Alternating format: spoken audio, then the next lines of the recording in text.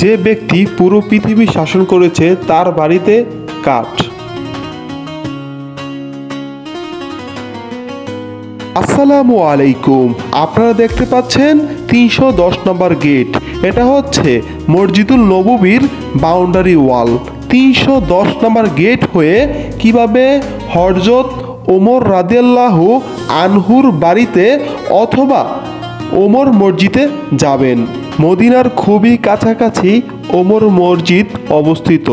আপনারা যে কেউ চাইলেই এক পলক দেখে আসতে পারেন ওমর মসজিদ। হযরত মুহাম্মদ সাল্লাল্লাহু আলাইহি ওয়াসাল্লামের প্রিয় একজন সাহাবী, আস্থাভাজন একজন সাহাবী, চমৎকার একজন সাহাবী, একজন সাহসী সাহাবী হযরত ওমর রাদিয়াল্লাহু আনহু। ভিডিও কোনো কাটছাঁট না করে মসজিদুল নববীর বাউন্ডারি ওয়াল 310 নম্বর গেট ধরে আমি কিন্তু আপনাদেরকে সরাসরি নিয়ে যাচ্ছি ওমর মসজিদে, ওমর রাদিয়াল্লাহু আনহুর মসজিদে। ওমর মসজিদের চারপাশে বিশাল বিশাল কয়েকটি হোটেল রয়েছে। মসজিদুল নববীর দক্ষিণ এবং পশ্চিম কোণাকুনি ওমর রাদিয়াল্লাহু আনহুর মসজিদ। এখন সময় প্রায় 9টা। আমি আপনাদেরকে নিয়ে যাচ্ছি ওমর মসজিদে। দেখেন কতটা চমৎকার, কতটা সুন্দর। চারপাশে কিন্তু রহমতের হাওয়া বয়ে যাচ্ছে। দেখেন কতটা ডিজাইন করেছে রাস্তাগুলো। আর অল্প কিছুক্ষণের মধ্যেই কিন্তু আমি চলে যাব ওমর মসজিদে।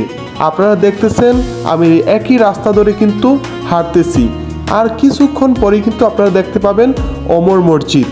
এই রাস্তা ধরে 15 সেকেন্ড হাঁটলেই কিন্তু বাম পাশে ওমর মসজিদ দেখতে পাবেন।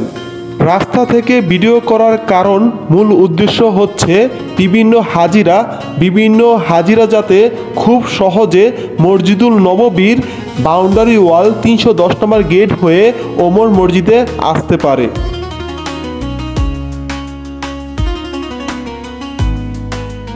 আপনারা দেখতে পাচ্ছেন একটি চমৎকার গম্বুজ ও একটি মিনার বিশিষ্ট চমৎকার একটি মসজিদ, ওমর মসজিদ। এই স্থানে ওমর রাদিয়াল্লাহু আনহুর বাড়ি ছিল। তুর্কির শাসন আমলে এখানে মসজিদ নির্মাণ করা হয়। ওমর ইবনে খাত্তাব রাদিয়াল্লাহু আনহু তিনি এখান থেকেই পৃথিবীর প্রায় অর্ধেকটা শাসন করেছে, পুরো মুসলিম বিশ্ববাসীকে শাসন করেছে। ওমর ইবনে খাত্তাব রাদিয়াল্লাহু আনহু হচ্ছে ইসলামের দ্বিতীয় খলিফা। শত শত বৎসর ধরে এই মসজিদটি সংরক্ষিত রয়েছে। আপনারা দেখতে পাচ্ছেন সে আগের যুগের যে ডিজাইন ছিল সেই রকমই কিন্তু সংরক্ষিত রয়েছে। মুসলিম বিশ্ববাসীর ঐতিহ্যময় একটি মসজিদ ওমর মসজিদ। মসজিদটি প্রাচীন মসজিদ, শত শত বছর ধরে এভাবেই সংরক্ষিত রয়েছে। এই চমৎকার মসজিদে জুমার নামাজ সহ ঈদের নামাজও পড়া হতো।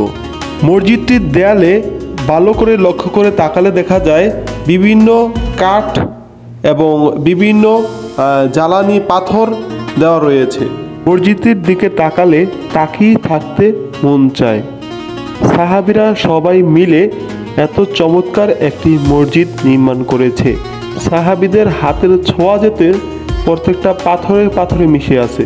আপনারা যারা মদিনায় আসবেন অবশ্যই ওমর বিন আল খাত্তাব রাদিয়াল্লাহু আনহুর মসজিদটা দেখে যাবেন। চমৎকার এই মসজিদ, অসাধারণ এই মসজিদ। চোখের দেখা হলেও এক পলকের জন্য দেখে যাবেন। খুবই অল্প সময়ের মধ্যে আপনি এই মসজিদটি দেখে যেতে পারবেন। দীর্ঘক্ষণ যাবৎ যারা আমার এই ভিডিও দেখতেছেন সবাইকে অসংখ্য ধন্যবাদ। ভিডিও ভালো লাগলে অবশ্যই সাবস্ক্রাইব, লাইক করে যাবেন আর শেয়ার করে অপরকে দেখার সুযোগ করে দিবেন। মদিনা রিলেটিভ বিভিন্ন ভিডিও পেতে